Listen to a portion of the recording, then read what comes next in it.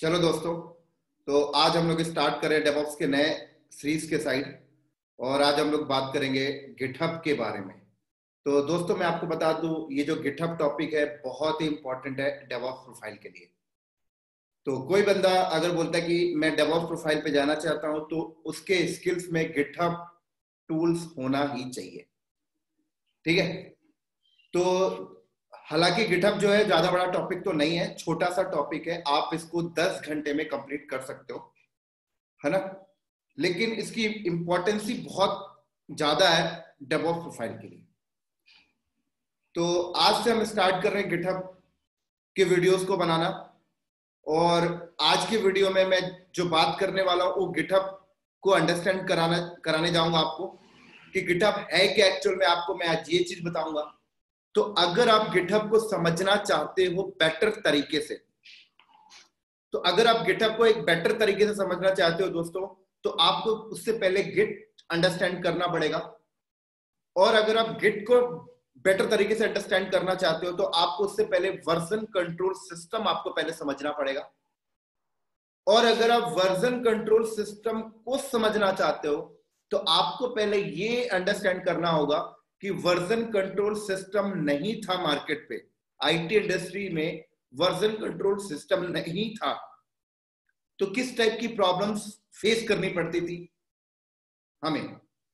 तो अगर आपको प्रॉब्लम्स समझ में आ गया, तो फिर आप ये चीज बेटर तरीके से समझ जाओगे कि अच्छा ये प्रॉब्लम्स थी, तो इस प्रॉब्लम को वर्जन कंट्रोल सिस्टम ने सॉल्व कर दिया। और अगर आपने वर्जन कंट्रोल सिस्टम को अंडरस्टैंड कर लिया, तो फिर आप गिट को अंडरस्टैंड कर लोगे। और अगर आप गिट को अंडरस्टैंड कर लेते हो, तो आपको गिटहब भी अंडरस्टैंड हो जाएगा बेटर तरीके से।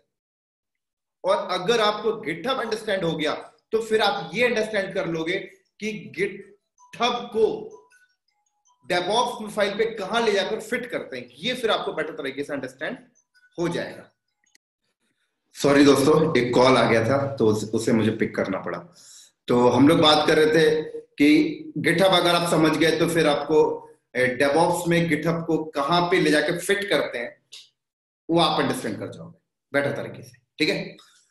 तो ऐसे ही हम लोग यहाँ पर आज के वीडियो में हम लोग ये डिस्कस करने वाले हैं कि वर्जन कंट्रोल सिस्टम नहीं था तो प्रॉब्लम्स क्या थी, किस टाइप से काम कर रहे थे हम उस टाइम पर, और वर्जन कंट्रोल सिस्टम के आने से क्या प्रॉब्लम सॉल्व हो गई।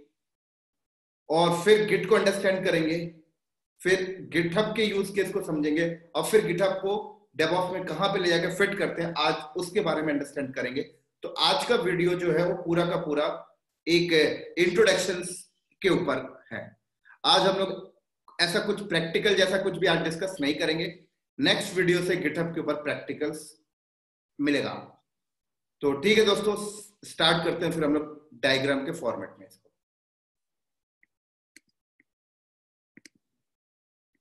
तो ये देखिए, तो हम लोग यहाँ पर जो अंडरस्टैंड करेंगे, आज हम लोग अंडरस्टैंड करेंगे, मैं यहाँ पे लिख देता हूं जो भी हम लोग यहाँ पे डिस्कस करने जा रहे हैं। पहले हम लोग समझेंगे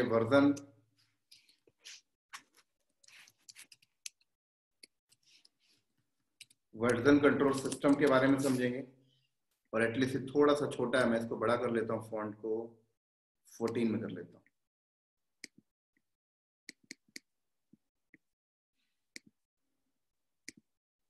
थोड़ा और बड़ा कर देते हैं। क्लियर। तो आज हम लोग पहले समझेंगे वर्जन कंट्रोल सिस्टम। और वर्जन कंट्रोल सिस्टम को समझने से पहले हम लोग ये समझेंगे कि प्रॉब्लम्स क्या थी। पहले प्रॉब्लम्स का समझेंगे, यहाँ पे ले लेता हूं, प्रॉब्लम समझेंगे। प्रॉब्लम्स के बाद वर्जन कंट्रोल सिस्टम समझेंगे, और उसके बाद गिट समझेंगे, और गिट के बाद हम लोग समझेंगे गिटहब को। तो ये सीरीज में हम पूरा का पूरा आज डिस्कस करने वाले हैं।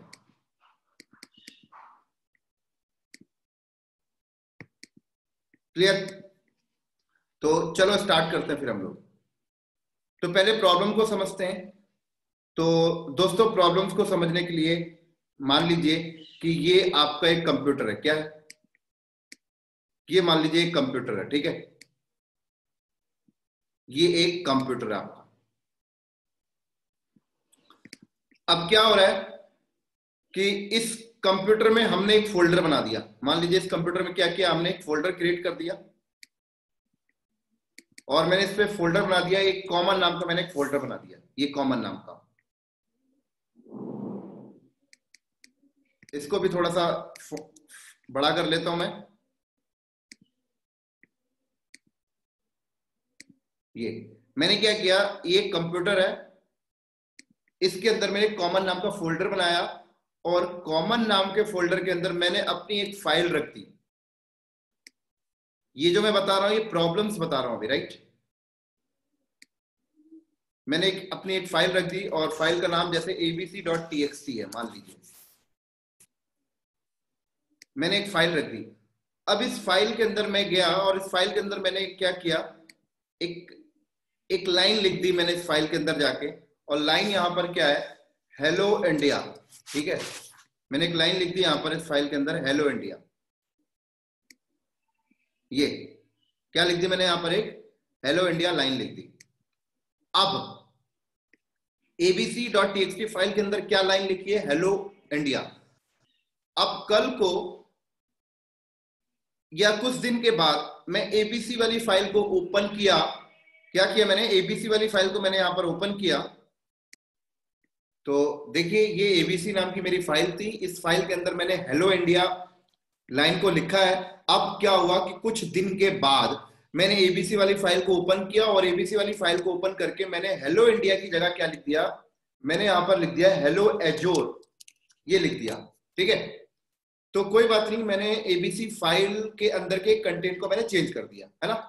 अब दिक्कत क्या आएगी मेरे पास यहाँ पर, अब दोस्तों मेरे पास यहाँ पर दिक्कत क्या आने वाली पता है, कुछ दिन के बाद मुझे पुराना वाला कंटेंट की जरूरत पड़ गई।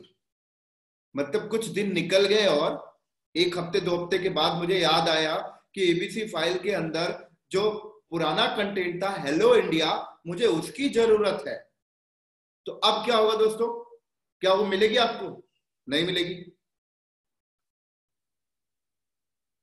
तो अगर मुझे वो पुराना कंटेंट मिल जाए तो मुझे पहले क्या करना चाहिए था, मैं चाहता हूं कि अगर मैं फ्यूचर में पुराने कंटेंट को भी ले लूं, रिस्टोर कर लूं, तो मैं यहां पर ऐसा क्या कर दूं कि मुझे पुराना कंटेंट भी मिल जाए फ्यूचर में कभी।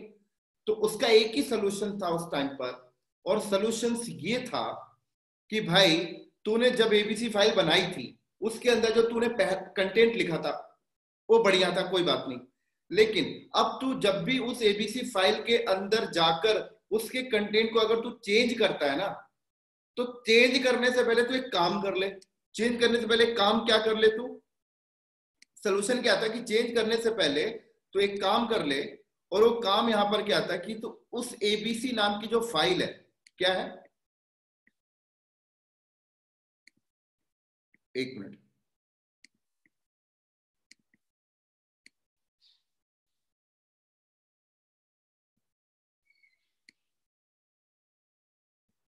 ये तो जब भी एबीसी नाम के फाइल के कंटेंट को चेंज करने जाता है ना, तो चेंज करने से पहले तो एक काम कर, इस फाइल को ना किसी दूसरे लोकेशन में कॉपी करके रख ले और फिर उसके बाद तू चेंज कर। तो ये एबीसी नाम की फाइल को मैं क्या करता हूं, मैं कॉपी करके किसी दूसरे लोकेशन में उसको मैंने रख लिया, जैसे इस लोकेशन में रख लिया, और कॉपी करके जब मैं रख रहा हूं तो यहां पर मैं नाम दे दिया जैसे abc.txt और डेट ऐसे सेट कर दो। आज जैसे 28 तारीख है तो मैंने लिख दिया भाई, यहाँ पे डाल दिया मैंने 28/2020, और कितना बज रहा है, 11:08 हो रहा है सुबह के, ये लो। तो जब भी तू इस फाइल के कंटेंट को चेंज करने जाता है तो चेंज करने से पहले एबीसी नाम की फाइल की एक कॉपी रख ले कि तू किसी दूसरे लोकेशन में ऐसे डेट एंड टाइम देकर और फिर तू उस पर चेंज कर ले। तो फिर तू अगर उस पर चेंज करता है और फ्यूचर में तुझे ऐसा लगता है कि नहीं यार मुझे पुराना वाला कंटेंट चाहिए था, तो ठीक है भाई, ये वाली फाइल में तो पुराना वाला पड़ा हुआ है, तो यहां से रिस्टोर कर लियो। तो इस तरीके से अब कहा गया इस बंदे को कहा गया भाई तू जब भी इस फाइल पे कोई चेंजेस करने जाता है, जब भी इस फाइल पे कोई चेंजेस करने जाता है, तो तू चेंजेस करने से पहले उसकी यहाँ पर एक कॉपी कर ले, एक एक कॉपी रखते जा। तो क्या करेगा, नंबर ऑफ कॉपी यहाँ पर जब भी वो चेंज करने जाया करेगा, वो यहाँ पर दूसरी कॉपी बना लिया, वो चेंज करने गया वो तीसरी कॉपी बना लिया, वो चेंज करने गया चौथी कॉपी बना लिया, ऐसे उसने दूसरी कॉपी बना ली यहाँ पर।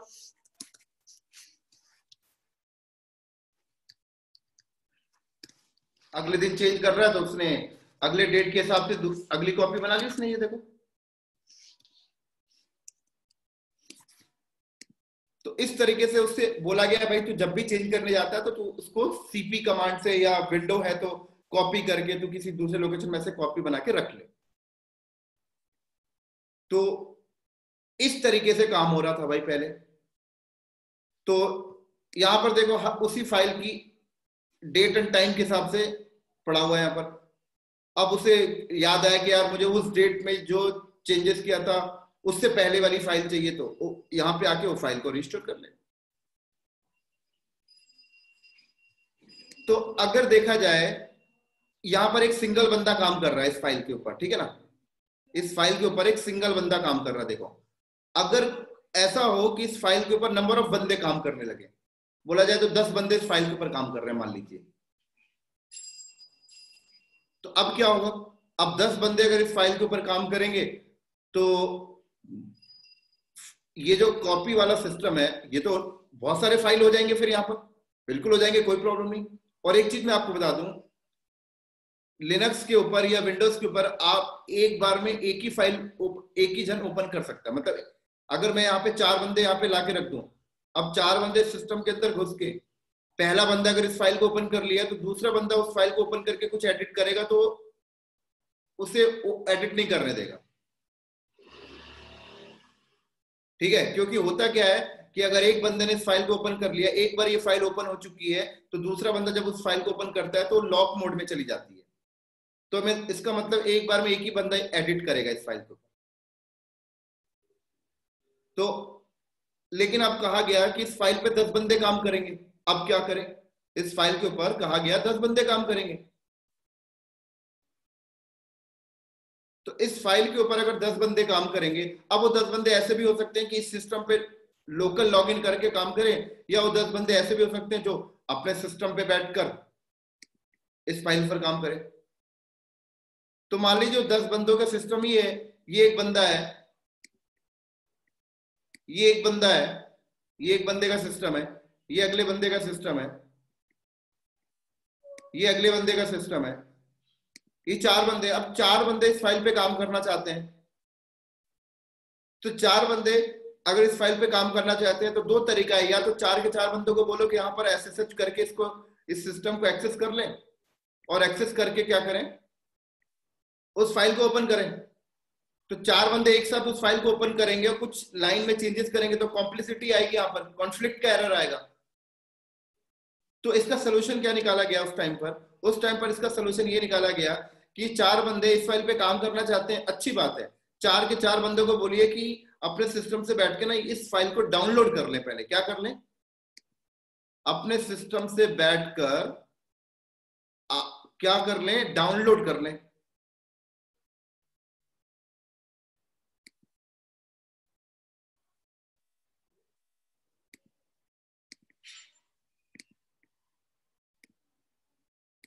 तो चारों के चारों बंदे क्या करेंगे, यहां पर इस फाइल को डाउनलोड कर रहे हैं।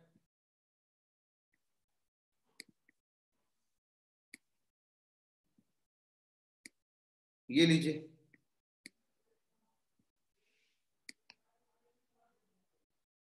ध्यान से समझिएगा, ये प्रॉब्लम बता रहा हूं मैं। तो इस फाइल के ऊपर 4 बंदे काम करना चाहते हैं, तो 4 बंदों ने क्या किया, इस फाइल को अपने सिस्टम पे डाउनलोड करके रख लिया। अब उसके ऊपर वो काम कर रहे हैं, उस पर चेंजेस वंजेस कर रहे हैं, ये चेंजेस कर रहे हैं, वो चेंजेस कर रहे हैं। तो मान लीजिए इस बंदे ने क्या किया, इस बंदे ने उस फाइल को डाउनलोड करके अपने सिस्टम पे लेके आ गया abc.txt। इस बंदे ने भी ऐसे ही कर लिया, इस बंदे ने भी अपने सिस्टम पे क्या किया, abc.txt को डाउनलोड कर लिया। इस बंदे ने भी क्या किया, abc.txt को अपने सिस्टम पे डाउनलोड कर लिया, और इस बंदे ने भी क्या किया, abc.txt को अपने सिस्टम पे डाउनलोड कर लिया। अब क्या हुआ, एबीसी इन्होंने डाउनलोड कर लिया, तो इन्होंने जब डाउनलोड किया होगा तो उन्हें लेटेस्ट वाली फाइल मिल गई होगी, ठीक है। अब वो डाउनलोड करके अब अपने सिस्टम पे उस फाइल के अंदर कंटेंट पे चेंजेस कर रहे हैं, है ना। अब मान लो वो लोग बार बार चेंजेस कर रहे हैं, बार बार चेंजेस कर रहे हैं, तो हो सकता है कि उसकी एक कॉपी वो लोग भी अपने लोकल सिस्टम पे कहीं पर रखते जाए, क्योंकि हो सकता है कि इनको चेंज करने के लिए बोला गया। अब ये बार बार चेंज कर रहे हैं, दिन भर में 50 बार चेंज कर रहे हैं, दिन भर में 50 बार चेंज कर रहे हैं, लेकिन मुझे फाइनल चेंजेस चाहिए। तो इन्होंने क्या किया, बार बार जो चेंज कर रहे हैं तो उसकी लोकल कॉपी उन लोग रख रहे हैं, और फाइनल चेंज होने के बाद मुझे बता देते हैं कि हमने डन कर लिया। ये भी चेंज करके ये भी बोला हमने डन कर लिया, हमने डन कर लिया, हमने डन कर लिया। अब ये चारों ने उस फाइल पे चेंज कर करके डन कर लिया। अब इनका अगला काम क्या आएगा कि भाई अपलोड कर दो, यहाँ पर अपलोड कर दो, यहाँ पर अपलोड कर दो। अब ये लोग अपने सिस्टम से अगर उस फाइल को अपलोड करते हैं, तो ये बंदा जब अपलोड करेगा तो फाइल का नाम एबीसी है, यहाँ पर भी एबीसी है, तो फाइल क्या होगी, ओवरराइट हो जाएगी, ओवरराइट हो जाएगी ना। या तो फिर मैं ऐसा करूं कि इनको बोलूं भाई तू अपलोड करने से पहले ना इस फाइल का नाम तू चेंज कर देना, आगे कुछ डेट या टाइम या अपना नाम या अपने सिस्टम का होस्ट नेम लगाकर या अपने सिस्टम का आईपी एड्रेस लगाकर तू अपलोड करना, तो कॉमन नाम के फोल्डर के अंदर एक अलग फाइल बन जाएगी। इसको भी मैंने बोला ऐसे ही कि तू भी चेंज कर दियो नाम या होस्ट नेम कुछ, और अपलोड करिए तो तेरा अलग आ जाएगा, तेरा अलग आ जाएगा, तेरा अलग आ जाएगा। अगर मैं इनको ऐसा नहीं बोलता तो सब लोग abc.txt को ही अपलोड करते थे, ओवरराइट हो जाती है यहाँ पर। तो इस तरीके से मैंने इनको बोला कि भाई अपलोड कर दियो, तो ये लोग अपलोड कर दिए। अब ये 4 फाइल मेरे पास आ गई, देखिए चारों फाइल। अब मैं क्या करूंगा, अब चारों फाइल को मैं ओपन करके देखता कि भाई आपने क्या चेंज किया, आपने क्या चेंज किया, आपने क्या चेंज किया, और किसके चेंजेस को मुझे रखना, किसके चेंजेस को मुझे नहीं रखना। एक बंदा यहाँ पे बैठा के रख दूं, वो पूरा कॉन्फ्लिक्ट को मेजर कर करके फिल्टर कर लेगा।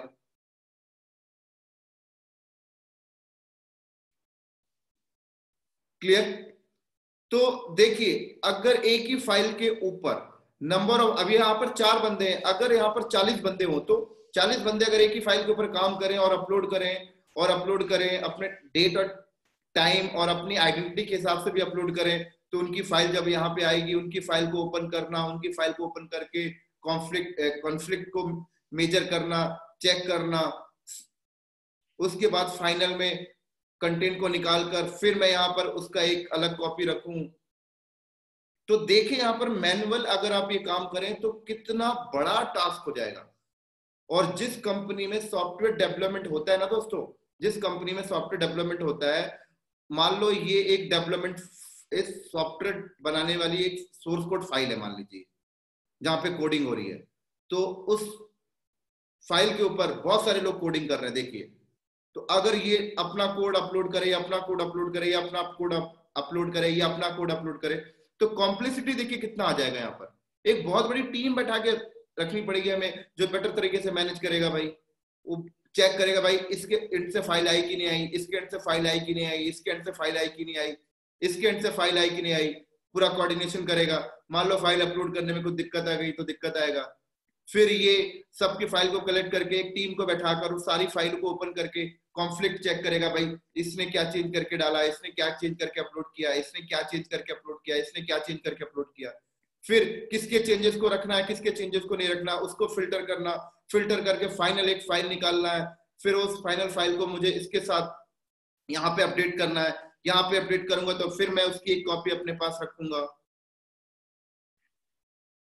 क्योंकि फाइनल वाली सोर्स कोड फाइल कंप्लीट हो जाएगी तभी मैं उसको कंपाइल करूंगा। जब मैं उसको कंपाइल करूंगा फिर उसके बाद वो सॉफ्टवेयर बनेगा, जब वो सॉफ्टवेयर बनेगा तब उसकी सोर्स सॉफ्टवेयर की क्वालिटी टेस्ट होगा, फिर क्वालिटी टेस्ट होगा तभी उसको मैं प्रोडक्शन में डालूंगा, तभी वो फिर वो मार्केट में बिकेगा। तो बैकएंड वाला काम जो डेवलपर्स बैठ के जो सोर्स कोड लिख रहे हैं, राइट कर रहे हैं, ये बैकएंड वाला काम देखा जाए अगर आप मैनुअल करें तो कितनी बड़ी प्रॉब्लम आ रही है यहाँ पर, बहुत बड़ी प्रॉब्लम आ रही है। एक बहुत बड़ी टीम आपको बैठा के रखनी पड़ती है और पता नहीं बहुत ज्यादा टाइम टेकिंग भी लगा। तो ये था प्रॉब्लम। प्रॉब्लम यहाँ पर क्या था, सब कुछ मैनुअल हो रहा है और मैनुअल में क्या हो रहा है, टाइम लग रहा है, ये प्रॉब्लम था। तो इस प्रॉब्लम्स को सॉल्व करने के लिए मार्केट में वर्जन कंट्रोल सिस्टम आया। अब वर्जन कंट्रोल सिस्टम पे क्या था, वर्जन कंट्रोल सिस्टम में क्या था कि ये कंप्यूटर है, अब इस कंप्यूटर के ऊपर मैंने वर्जन कंट्रोल सिस्टम कॉन्फ़िगर कर दिया। और जब मैंने इस कंप्यूटर के ऊपर वर्जन कंट्रोल सिस्टम अगर मैंने इस कंप्यूटर के ऊपर कॉन्फ़िगर कर दिया, तो जब मैं इसके ऊपर वर्जन कंट्रोल सिस्टम कॉन्फ़िगर कर दिया तो ये वर्जन कंट्रोल सर्वर बन गया। अब जब ये वर्जन कंट्रोल सर्वर बन गया ना, तो ये लोग जब अपनी फाइल को अपलोड करते हैं यहाँ पर, जब ये अपनी फाइल को यहाँ पर अपलोड कर रहे हैं ना, तो यहाँ पर उसके उस जो फाइल इनके एंड से आ रही है उसकी वर्जनिंग ऑटोमेटिक हो रही है। ऑटोमेटिक का मतलब ये फाइल को अभी 11:05 में अपलोड किया, ठीक है, तो फाइल जब यहाँ पे आएगी ना तो वो ऑटोमेटिक टाइम और ऑटोमेटिक टाइम सब कुछ अपने आप ले लेगी। फिर उसने 11:10 में फिर अपलोड किया, अपने आप अगली कॉपी बन जाएगी उसकी। ये 11:12 में फिर अपलोड करता, फिर उसके बाद अपनी आप कॉपी बन जाएगी। मतलब जब ये लोग अपलोड करते हैं तो बैकएंड में जो यहाँ पर मैं टीम बैठा के रख रहा था ना, कि भाई टीम बैठा के रख दिया कि भाई इसको बोल दो, इसको बोलो कि भाई अपलोड करने से पहले ये लास्ट में क्या कर दे, डेट टाइम लगा दे। डेट टाइम लगाता था, फिर फाइल आती थी। अब वर्जन कंट्रोल जब सर्वर मैंने बना दिया तो मैंने बोला तू एबीसी वाली फाइल को ही अपलोड कर, तू कुछ एंड में मत लगा। तो एबीसी वाली फाइल जब अपलोड करता है तो यहाँ पर ओवरराइट नहीं होता है, यहाँ पर ओवरराइट नहीं होगा। यहाँ पर क्या होगा, इसकी फाइल आएगी, यहाँ पर स्टोर हो जाएगी। अभी 11:10 में फिर अपलोड करेगा, फिर आएगी, दूसरी कॉपी बन जाएगी, तीसरी कॉपी, चौथी कॉपी, तो अपने आप कॉपी बन रही है नीचे यहाँ पर। और जो कॉपी बनेगी वो टाइम के हिसाब से बन जाएगी पूरी, भाई इस टाइम पे उसने अपलोड मारा है। तो देखा जाए वर्जन बोले अपने आप मेंटेन हो रहे हैं यहाँ पर, फाइलों के वर्जन अपने आप मेंटेन हो रहे हैं। तो ऑटोमेटिक हो गई। अब यहाँ पर देखो, किसी बंदे को बैठा के आपको नहीं रखना कि तू भाई चेक करते जा, ऐसा कुछ नहीं है। अब ये बंदा अपलोड मारता है, ये बंदा जब अपलोड करता है 1:02 में, तो ये फाइल अपलोड किया, वही फाइल यहाँ पे आएगी, ओवरराइट नहीं हुई, नीचे आके भाई 1:02 में एबीसी नाम की फाइल abc.txt और टाइम आगे रहेगा। और ऐसा भी सेटिंग कर सकते हैं कि ये यूजर ने करा है, बात खत्म। तो देखिए यहाँ पर वर्जन क्या हो रहा, अपने आप मेंटेन हो रहा, अपने आप मेंटेन हो रहा। इसी के साथ साथ वर्जन, अब ये जो सिस्टम है, ये सिस्टम है। अब ये लोग अपने सिस्टम पे भी जब उस abc.txt पे जब वो एडिट करते होंगे, चेंजेस करते होंगे कंटेंट को, तो पता लगता है कि दिन भर में 50 बार वो लोग चेंजेस कर रहे हैं। तो 50 बार चेंजेस कर रहे हैं, 50 बार चेंज करके वो अपलोड कर रहे हैं। तो यहाँ पे नंबर ऑफ फाइलें हो जाती हैं, हो जाएंगी बिल्कुल। तो वर्जन कंट्रोल सिस्टम में ऐसा है कि भाई मैं इनको बोलूं कि तुम लोग ना एक वर्जन कंट्रोल सर्वर अपने ही लैपटॉप में एक बना लो, इसको बोलूं तो अपना वर्जन कंट्रोल सर्वर अपने ही लैपटॉप को एक बार बना ले, ये भी अपने लैपटॉप में बना लेगा, ये भी अपने लैपटॉप में बना लेगा। तो मैंने इनको बोला कि जो आप लोग दिन भर चेंजेस करते हो ना, दिन भर चेंजेस जो आप करते हो, तो उसकी एक कॉपी आपको रखने की जरूरत नहीं है, आपके सिस्टम में ही वर्जन कंट्रोल सिस्टम कॉन्फ़िगर है। आप लोग ये अगर कमिट करते जाएंगे, बोले तो सेव करते जाओगे, तो उसकी एक कॉपी अपने आप बनती जाएगी। तो ये लोग क्या बोलते, यार ये तो बहुत बढ़िया हो गया। हम लोग अपनी सिस्टम पे जब उस फाइल के कंटेंट में चेंजेस कर रहे थे, तो चेंज करने से पहले हमें अपने सिस्टम पे लोकल में किसी लोकेशन में उसकी कॉपी करनी पड़ती थी सीपी कमांड से। और अगर हमने दिन भर में 50 बार कोई चेंजेस करते हैं तो हम लोग को 50 बार उसकी मैनुअल कॉपी रखनी पड़ती थी। तो मैंने बोला अब आपको वो काम भी नहीं करना, आप अपने सिस्टम पर ही वर्जन कंट्रोल सिस्टम कॉन्फ़िगर कर ले, बात खत्म। आप जैसी सेव करेंगे उसकी कॉपी अपने आप बन जाएगी, जैसी फाइल में चेंज करके उसको सेव करेंगे उसकी कॉपी अपने आप बन जाएगी, तो इन लोग को भी मजा आने लगा, इनके पास भी वर्जन कंट्रोल सिस्टम हो गया, इनके सिस्टम में वर्जन कंट्रोल सिस्टम हो गया, इनके सिस्टम में भी हो गया, इनके सिस्टम में भी हो गया। तो ये लोग अपना दिन भर में जो चेंजेस करते हैं तो उनका भी वर्जन मेंटेन हो रहा है। और फाइनल जब चेंज कर लें तो मैंने बोला यार फाइनल चेंजेस वाली कॉपी मुझे दे दीजिएगा, मैं अब एक सेंट्रलाइज लगा के रखा हूं यहाँ पर। क्योंकि फर्दर जो मैं एक्शन लूंगा वो सेंट्रलाइज से ही लूंगा ना, क्योंकि ये तो डेवलपर्स हैं, ये सारे डेवलपर्स उसी कोड के लिए काम कर रहे हैं, उसी सॉफ्टवेयर बनाने के लिए काम कर रहे हैं, उसी सॉफ्टवेयर के लिए कोड लिख रहे हैं। तो इससे भी मैंने सोर्स कोड लिखवाया, इससे भी लिखवाया, इससे भी लिखवाया, इससे भी लिखवाया। अब सबका कलेक्ट करके मैंने सेंट्रलाइज लेके आ गया। अब मैं फर्दर आगे कंपाइल करूंगा और आगे नेक्स्ट करूंगा। तो यहां पर नोटिस करें, यहां पर वर्जन कंट्रोल सिस्टम के आने से क्या फायदा हुआ। वर्जन कंट्रोल सिस्टम के आने से डेवलपर यहां पर एक फाइल पे अगर 50 बार चेंज कर रहा है तो 50 बार चेंज करने से पहले उस फाइल को की एक कॉपी सीपी कमांड से एक कॉपी किसी लोकेशन में रखता था, 50 बार कॉपी रखता था। लेकिन अब जब वो वर्जन कंट्रोल सिस्टम यहाँ पे बना लेता है तो उसे ऐसा मैनुअल कॉपी करने वाला टेंशन खत्म। अगर उस फाइल के अंदर चेंज करके जैसे सेव करता है ऑटोमेटिक एक कॉपी बन जाएगी, जैसे चेंज करके सेव करता है ऑटोमेटिक कॉपी बन जाएगी। अगर बंदे ने 50 बार उसके फाइल के अंदर गया, उसके अंदर चेंज करके सेव किया तो 50 की 50 कॉपी अपने आप बन रही है। तो उसको अगर याद आता है यार 20 नंबर वाली कॉपी मुझे चाहिए, तो अपने आप मेंटेन हो रहा है, वो वहां से निकाल सकता है। तो सब कुछ ऑटोमेटिक होने लगी, तो टाइम बच गया यहां पर देखिए। और सेंटर यहां पर हमने लगा लिया, यहां पर भी टाइम बच गया। तो देखिए कितना टाइम बच गया वर्जन कंट्रोल सिस्टम के आने से। तो जब वर्जन कंट्रोल सिस्टम आ गया तो अब डेवलपर लोग क्या करते हैं, अब हमें एक सॉफ्टवेयर बनाना है, तो सॉफ्टवेयर बनाने के लिए कोडिंग करनी है, तो कोडिंग की मेन फाइल यहाँ पे रख दी गई है ना। अब कोडिंग की मेन फाइल यहाँ पे रख दी गई। अब डेवलपर को बोला भाई मान लीजिए मैं वीएलसी बना रहा हूँ, ठीक है, मान लो मैं वीएलसी बनाने के प्लान में हूँ।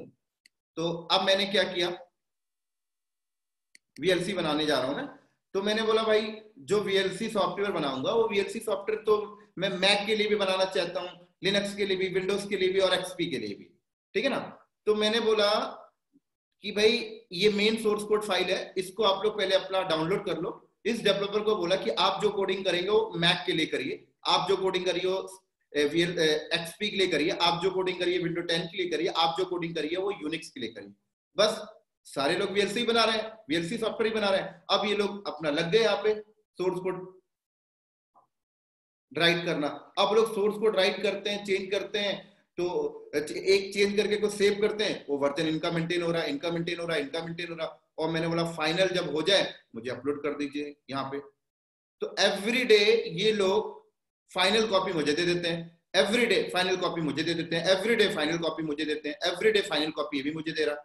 अब जरूरी थोड़ी कि एक दिन में वीएलसी में बनाकर दे दूंगा, हो सकता है कि 1 साल लग गया मुझे वीएलसी बनाने में, 1 साल तक इन्होंने कोडिंग की, तो 1 साल में 365 दिन होते हैं, तो 365 कॉपी ये लोग मुझे देंगे, तो मुझे यहाँ पर मेंटेन करना पड़ेगा ना।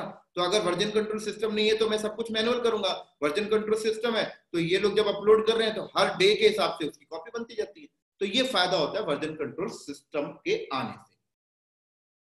अब वर्जन कंट्रोल सिस्टम बनाएंगे कैसे, तो वर्जन कंट्रोल सिस्टम बनाना है तो आपको गिट इंस्टॉल करना पड़ेगा। तो यहां पर जब आप गिट इंस्टॉल करेंगे, यहां पर गिट इंस्टॉल करेंगे, यहां पर गिट इंस्टॉल करेंगे, तभी जाकर ये वर्जन कंट्रोल सर्वर बनेगा। और गिट इंस्टॉल नहीं करोगे तो वर्जन कंट्रोल सिस्टम सर्वर ही नहीं बनेगा। तो इसलिए कहा जाता है कि भाई अब डेवलपर थोड़ी इसको बनाएगा वर्जन कंट्रोल सर्वर, डेवलपर को थोड़ी आता है वर्जन कंट्रोल सिस्टम कैसे कॉन्फ़िगर होगा, कैसे सेटअप होगा। डेवलपर को तो सिर्फ कोड राइट करना आता है, वो कोड राइट करके सेव करेगा।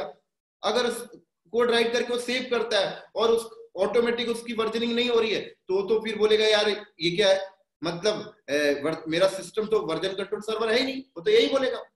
तो इसीलिए कंपनी कहती है कि एक गिट इंजीनियर हायर कर लीजिए जो क्या करेगा, डेवलपर के सिस्टम में वर्जन कंट्रोल सिस्टम कॉन्फ़िगर कर दिया करेगा, यहां पे कॉन्फ़िगर कर दिया करेगा, पूरा मेंटेन मैनेज करता रहेगा। अब इसी तरीके से अब मार्केट में गिट आ गया, तो अब ऐसे ही आपने देखिए वर्जन कंट्रोल सिस्टम भी आपको मैंने समझा दिया और गिट भी समझा दिया।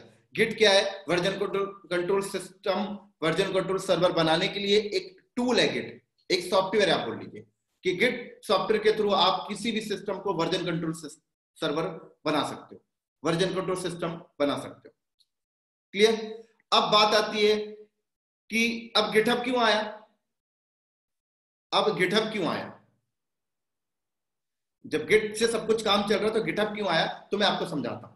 देखिए गिट जो है ना, वो गिट जो मार्केट में लेके आया ना, वो लिनक्स टूलबार्ड नहीं लेके आया। कौन लेके आया, तो अब बात करते हैं भाई गिट किसने लेके आया। तो पता है क्या था कि मार्केट में लिनस टोरवाल्ड ने जब लिनस कर्नल बनाया था ना 1991 में 1991 में लिनस टोरवाल्ड्स ने जब क्या बनाया था, लिनक्स कर्नल बनाया था, ठीक है ना। तो जब इसने लिनक्स कर्नल बनाया था तो कर्नल ओपन सोर्स था, तो उसके ऊपर बहुत सारे डेवलपर काम कर रहे थे। तो अब बहुत सारे डेवलपर एक ही फाइल में काम कर रहे थे, तो उन्हें वर्जन कंट्रोल चाहिए था। तो उस टाइम पर लिनक्स टोरवाल्ड लोग जो हैं वो bit keeper version control system पे यूज कर रहे थे, बिट कीपर। लेकिन कुछ सालों के बाद बिट कीपर ने अपना वर्जन कंट्रोल हटा लिया, मतलब इनको दिया नहीं, कुछ मनी की वजह से दिक्कत आई उनको, तो उसने हटा लिया। तो अब लिनक्स टोरवाल्ड ने बोला यार वर्जन कंट्रोल के लिए अब हम क्या करें, क्या मैनुअल पे आ जाए। तो लिनक्स टोरवाल्ड ने फिर क्या किया, फिर लिनक्स टोरवाल्ड ने गिट बनाया। तो गिट जो है वो किसने डेवलपमेंट किया है, लिनक्स टोरवाल्ड ने। और फिर लिनक्स टोरवाल्ड ने गिट बनाया और गिट को भी ओपन सोर्स रख दिया। तो गिट बनाया, तो गिट क्या है, वर्जन कंट्रोल सिस्टम है, और लिनक्स टोरवाल्ड ने इसको क्या कर दिया, ओपन सोर्स रख दिया। लेकिन गिट ओपन सोर्स हो गया, तो ओपन सोर्स का मतलब पता ही है, कोई भी इसको यूज कर सकता है। तो लेकिन गिट पूरा का पूरा कमांड लाइन था, ग्राफिकल नहीं था। सब कुछ कमांड लाइन होता था, सब कुछ कमांड लाइन, कोई ग्राफिकल था ही नहीं, यहां पर सब कमांड लाइन हो रहा था। तो जब सब कुछ कमांड लाइन हो रहा था तो थोड़ा सा डिफिकल्ट होती थी यार कमांडो को बेस पे चलाने पे।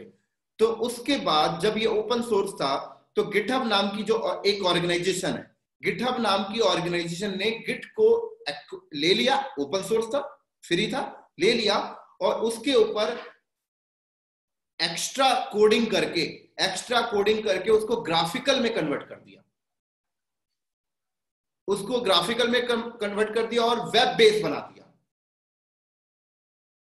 तो गिट और गिटहब में कुछ नहीं है, गिटहब जो है वो गिट का एडवांस वर्जन है, उसको पूरा का पूरा ग्राफिकल में बना दिया। तो ग्राफिकली मैनेज करने में लोगों को बेटर तरीके से अंडरस्टैंड होने लगा। इसी तरीके से गिटहब ने आपको एक चीज और बोला, गिटहब ने आपसे एक बात और बोली कि अगर किसी को वर्जन कंट्रोल सर्वर चाहिए, अगर किसी को वर्जन कंट्रोल सर्वर चाहिए तो वो मेरे से ले ले। गिटहब ने बोला, कहा कि मेरा वेब बेस्ड इंटरफेस है, जैसे आप AWS आपको बोलता है ना कि आपको डेटा सेंटर चाहिए तो मेरे से ले लो, मैंने पीछे पूरा हार्डवेयर सेटअप कर रखा है। एजोर कहता है ना कि मेरे से आपको डेटा सेंटर बनाना है तो आप अपना फिजिकल मत बनाइए, मेरे से ले लीजिए, मैंने सब कुछ बना के रखा है। तो ऐसे गिटहब कहता है कि आपको वर्जन कंट्रोल सिस्टम चाहिए ना, तो आप अपना वर्जन कंट्रोल सिस्टम आप अपना मत बनाइए, आप मेरे से ले लीजिए, मेरा वेब बेस्ड इंटरफेस है। तो मैं दोनों टाइप, मैं आपको प्राइवेट भी दे सकता हूं, पब्लिक भी दे सकता हूं। हाँ, प्राइवेट लेंगे तो उसका कुछ चार्ज होता है, तो वो लोग आपको चार्ज करते हैं, तो कोई बात नहीं। कुछ कंपनियां हैं जिसको वर्जन कंट्रोल सिस्टम खुद नहीं बनाना, मैनुअल नहीं बनाना, version control system, version control server manual नहीं बनाना, तो वो गिटहब के पास चला जाए, गिटहब में जाके अकाउंट क्रिएट कर ले और वहां पे उनसे ले ले भाई। तो कई कंपनियां लेती हैं। तो कई कंपनियां ऐसा भी करती हैं कि गिट भी यूज करती हैं, गिटहब भी यूज करती हैं। तो कंपनियां क्या करती हैं पता है, ये जैसे सेंट्रलाइज है, अब कंपनी क्या करेगी, सेंट्रलाइज के लिए गिटहब रख लेगी और डेवलपर के सिस्टम पे लोकल के लिए गिट रख लेते हैं। लो भाई, दोनों चला रही कंपनी। तो लोकल वर्जनिंग के लिए गिट हो गया और सेंट्रलाइज के लिए गिटहब हो गया, तो दोनों ही यूज होते हैं। तो हम अपने टॉपिक में गिट और गिटहब दोनों डिस्कस करेंगे।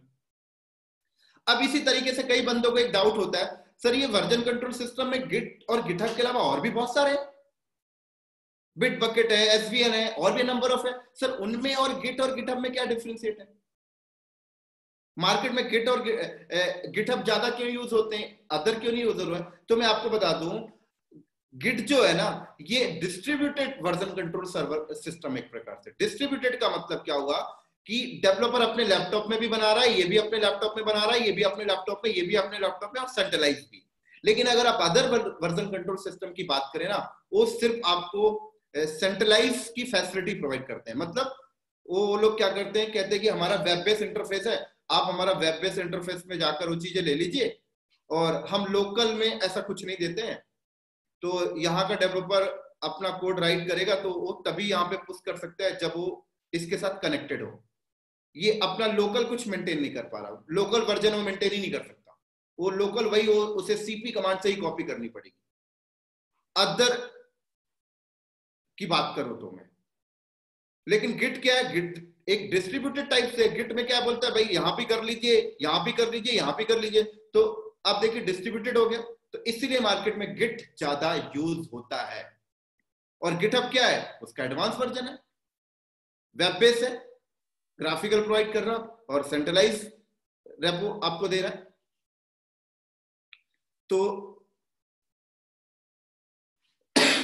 तो ये आपके सामने एक मैंने छोटा सा एग्जांपल दिया, इसी के साथ साथ थोड़ा सा आपको, तो अब क्या होगा देखिए, हमने सेंट्रलाइज के लिए गिटहब ले लिया, एक नया डायग्राम ले लेता हूं ये चीज आगे अंडरस्टैंड करने के लिए।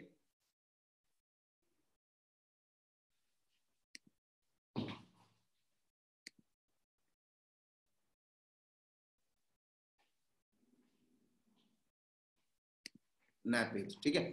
तो अब क्या होता है कंपनी के अंदर, अब कंपनी के अंदर जैसे कि मान लो मुझे एक सॉफ्टवेयर डेवलपमेंट करना है, ठीक है। मान लीजिए मैं एक ऐप बना रहा हूं, है ना, जैसे पेटीएम ऐप है, गूगल पे ऐप है, तो मान लीजिए मैं एक ऐप बना रहा हूं माई पे नाम का। तो अब मुझे माई पे ऐप बनाना है, तो मुझे डेवलपर रखना है। तो मैंने क्या किया, ये देखो डेवलपर्स मैंने हायर कर लिए, ये मैंने यहाँ पे नंबर ऑफ डेवलपर्स हायर कर लिया।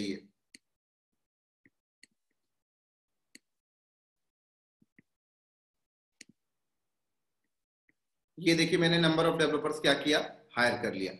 अब ये डेवलपर्स मैंने हायर कर लिया, अब मैंने बोला डेवलपर्स को कोडिंग करनी है, ठीक है ना। तो अब डेवलपर्स को कोडिंग करनी है, अब 4 डेवलपर्स एक ही एप्स को बनाने के लिए काम कर रहे हैं। तो मैं क्या करूंगा, मैं यहाँ पर गिटहब पे गया और गिटहब पे जाके एक अकाउंट बना लिया, ये मेरा मान लीजिए गिटहब है, ठीक है।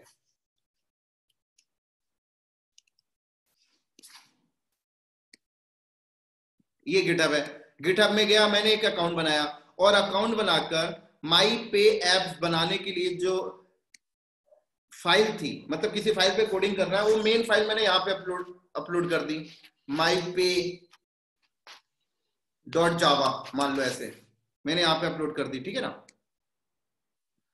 अब मैं क्या करूंगा,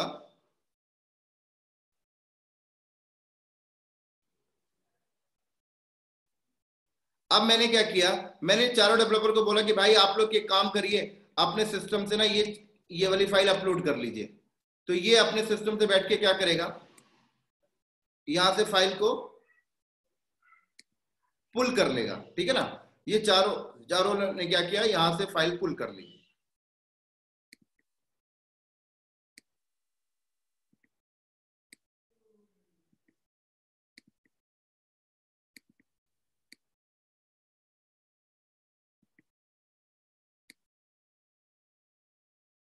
तो मैंने क्या बोला भाई आप लोग पुल कर लो, तो ये चार क्या करते हैं, ये फाइल को पुल कर लिए। अब वो लोग क्या कर रहे हैं, कोडिंग करना स्टार्ट कर दिया, यहाँ पर कोडिंग कर रहे हैं, ये अपना कोडिंग कर रहा है, ये अपना कोडिंग, ये अपना कोडिंग, ये अपना कोडिंग। अब ये दिन भर में 50 बार चेंज करते हैं। तो अब इनको वर्जन मेंटेन करना है ना, तो अब इनके सिस्टम में वर्जन मेंटेन करना है, तो गिट इंस्टॉल करना पड़ेगा, ठीक है ना। और गिट इंस्टॉल करना, चारों के सिस्टम में गिट इंस्टॉल करना, और गिटहब में जाके अकाउंट बनाना, और इनको अपलोड करने का राइट्स देना। तो ये सब कौन देखेगा, तो ये सब देखने के लिए कंपनी बोलती है गिट और गिटहब इंजीनियर लेके आइए जो ये काम करेगा, ठीक है। तो अब गिट और गिटहब इंजीनियर हमने लेके आ गया, तो वो इन सबके सिस्टम में गिट इंस्टॉल करेगा, ठीक है। और गिट इंस्टॉल करके डेवलपर को बता देगा भाई कि ये फलाना नाम के फोल्डर पे हमने वर्जनिंग इनेबल किया है, तो आप जो भी कोडिंग कर रहे हैं फाइल को इस फोल्डर पे रखकर करें, ऐसे हमने बता दिया। फिर हमने बोला कि भाई आप इस तरह से अपलोड कर लीजिएगा, इस तरीके से यहाँ से पुल कर लीजिएगा, और जब दिन भर आपका कोडिंग हो जाए तो फाइनल लास्ट वाला चेंजेस जो आपको लगे कि आप ओके है, तो उसको आप गिटहब में अपलोड कर दीजिएगा। बोले तो पुश कर दीजिएगा। तो ये यहाँ पर पुश कर रहा है तो राइट्स देनी पड़ेगी गिटहब में जाके, भाई तू पुश कर पाए, इसको भी देना पड़ेगा। कभी पुश करते टाइम कुछ दिक्कत आ गया तो ये सारी दिक्कतें कौन झेलेगा, कौन इसके लिए काम बोले तो मेंटेन करेगा, वो गिटहब और गिट इंजीनियर ये काम देख रहा होगा पूरा का पूरा सिस्टमैटिक। और तो इस तरीके से हम डेवलपर से कोड लिखवाकर अपना गिटहब में कलेक्ट कर लेते हैं। अब कलेक्ट करने के बाद अगला स्टेप होता है, तो जब तक कलेक्ट हो जाएगा, तो कलेक्ट होने के बाद फिर हम अगला स्टेप क्या करेंगे, फिर हम अगला स्टेप अपना जाएंगे, उसको अपना CI/CD के साथ पाइपलाइन पे ले जाके ऐड कर देंगे। तो इधर हमारा पाइपलाइन चल रहा होगा, मान लीजिए हमारा पाइपलाइन इधर चल रहा है, CI/CD पाइपलाइन हमारा चल रहा है, तो पाइपलाइन में ले जाके हमने उसको ऐड कर दिया।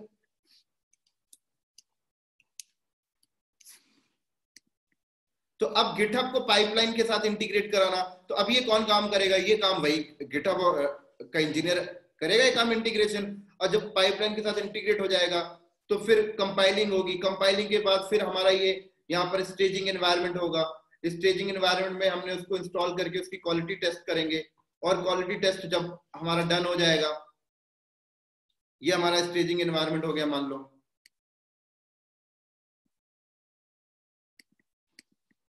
एक मिनट,